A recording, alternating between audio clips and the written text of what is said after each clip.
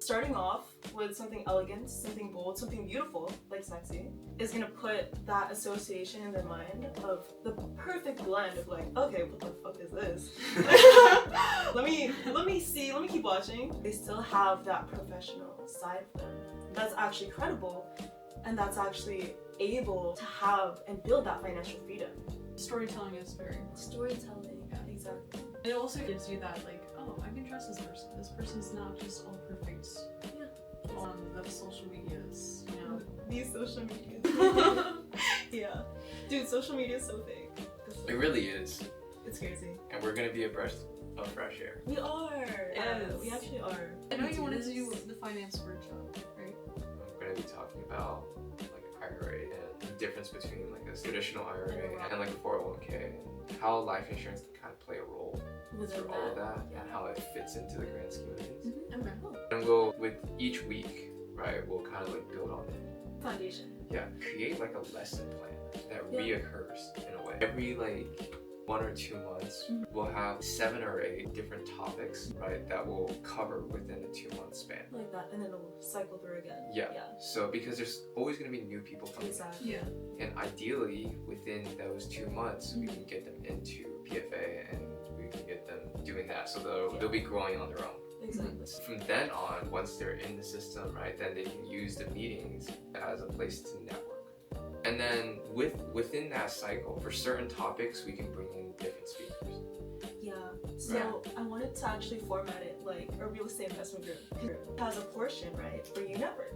There's food, drinks and stuff. Yeah. Probably like an hour or so, just like talk to people, share ideas, like share projects, like what are you working on, you know? Yeah. And then we have the presentation. Yeah, just the main speaker. Yeah, exactly. And then at the last 30 minutes, just have people mingle, right, network and stuff like that. That's actually kind of naturally what happens even after Yeah. the meetings that we go to. For It's a like while. there's still tons of networking time in the beginning, and then the main speaker, and then afterwards everyone's wanting to ask questions for the main speaker. They've now felt comfortable enough to actually start talking to other people since they've kind of interacted during his speech, and so now they actually want to start doing the networking afterwards. So that's how we'll structure our meetings. We'll have the initial networking session, talking, getting to know people, checking in people. Oh yeah, that's also a good point. We should, in the beginning of the meeting, like get to know each other just to figure out, you know, names and stuff, and just maybe Even if it's cheesy, we should have icebreakers. Just a little icebreaker. Yeah, so like we can have the meeting start at 6, but like we won't start presenting until like 6:15, 6:20. And then just kind of have like that so people can like get settled down. And then during that 15-20 minute span, we can have like new people introduce themselves. Yeah. And if we have a guest speaker, we can give them a little bit of an introduction. Just getting people warm so that when it starts at 6:20 or 6:15, then people are locked in. People are ready to learn. Exactly. Yeah. And then afterwards, we can give them time to reflect, talk, network. One really cool thing would be if we made like a little pamphlet sheet for them to fill out during the speeches, like, oh, it's a very interesting topic that stood out to you, or what's like fun, so it's more one engaging, thing, like one thing that you like took from there. this. What's your like hot take on this? And then maybe we can like. We should make the pamphlets fun, like hot take, or like something like weird, engaging, because it's literally us. Remember, it's like hot take on what you think the presenter does for fun in his speech. Yes, exactly. Oh, we can do like Jeopardy some nights. Oh yeah, or cool. bingo. So like getting those responses, right, of like people saying like, what is one thing you learned today? Yeah. We can use that as success stories. Yeah. Great testimonials. We definitely need to videotape people afterwards and giving some testimonials. Yes. So that we can post it on the website. People would just black. Do you put like sugar? Like, Yeah, that's crazy. I love psychotic people. I like that. So That's a fun fact about you. She likes to just what? Just plain straight to the point. straight to the point. All right. Okay. So LLC. I had an LLC a while back when I wanted to be a personal trainer. I never actually used it. I spent like a bunch of money doing it and never used it. I'll do that this time. But I do know the website that I used. Perfect. The website I used was LLC? it was very, very easy to use. An LLC is very expensive in California. Yeah. Because you need to have money to get it, and you have to constantly pay for it every year, right? And compared to getting the LLC in Wyoming, I think she said maybe like $100 It's 100. Yeah. Yeah. So, which is so much less money compared to California. So I've done it once before where I teach people how to set up not just their LLC, but their whole business and business credit. The philosophy of the LLC that I like to teach is different. Like some people just go, I just need an LLC, go set it up for me. The problem is you really want all the names to be lined up. And once a name is taken, it's gone. You mean by name? The name of the company. Yeah. Okay. So what a lot of people do by mistake is they set up an LLC in their state, and it's the names are just by the state. Like you could have a name in California, and you could have the same name in Delaware, Wyoming, If no one Las took Vegas, it, though, right? in that state. But you only look it up under the Secretary of State website. So you go to Secretary of State, SOS in every state, and you plug in a name. It's called a name search. They just look it up and they go, that's used. But then you kind of see what other name you could use. It's like a usernames. So what I teach people to do is you got to start global and then go down.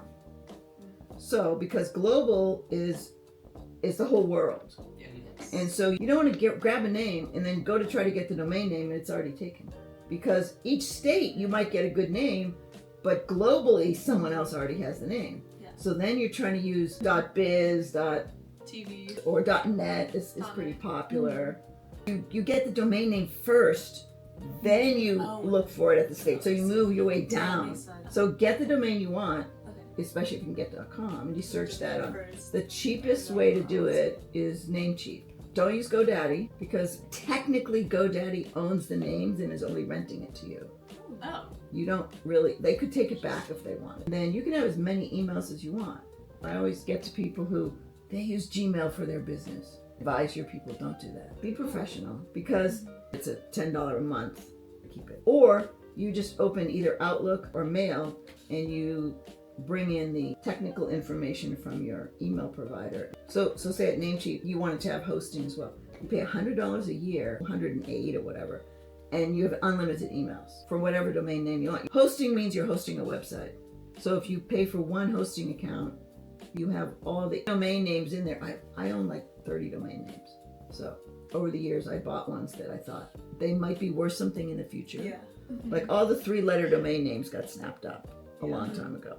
If someone decides to open a company with some domain name that I picked, they're going to want to pay me a couple thousands of dollars. Purchase it from Yeah, you can sell them. It's like stock. stock usernames last night. I was trying to change my username, and this person had the username that I want. Yeah. And I was like, I have to go buy it from them now.